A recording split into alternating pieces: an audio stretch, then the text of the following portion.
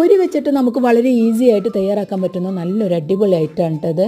അപ്പോൾ ഒരു പാൻ സ്റ്റവിൽ വെച്ചിട്ട് സൺഫ്ലവർ ഓയിലാണ് കേട്ടോ ഒഴിച്ച് കൊടുത്തിട്ടുള്ളത്. അതൊന്ന് ചൂടായി വന്നു കഴിഞ്ഞാൽ 4-5 അല്ലി വെളുത്തുള്ളി നീളത്തിൽ അരിഞ്ഞതും കൂടെ ചേർത്ത് കൊടുത്ത് അതിൻ്റെ കളറൊന്ന് മാറി വന്നു കഴിഞ്ഞാൽ പിന്നെ പൊട്ടുകടലയും കുറച്ച് വേപ്പിലയും കൂടെ ചേർത്ത് കൊടുക്കാം. പൊട്ടുകടലയുടെ ഒരു കളറ് ചെറുതായിട്ടൊന്ന് മാറി വന്നു കഴിഞ്ഞാൽ ഒരു 1/4 ടീസ്പൂൺ മഞ്ഞൾപ്പൊടി ചേർത്ത് കൊടുക്കുക. മഞ്ഞൾപ്പൊടിയുടെ കുത്തുമണക്കൊന്ന് മാറി വരണം കേട്ടോ. അതിനുശേഷം നമ്മുടെ താരമായ പൊരിയെ ചേർത്ത് കൊടുക്കുക. പൊരി കൂടെ ചേർത്ത് കൊടുത്ത് ഒരു 10 മിനിറ്റ് നേരം ഇതൊന്ന് ഫ്രൈ ആക്കി എടുക്കണം കേട്ടോ.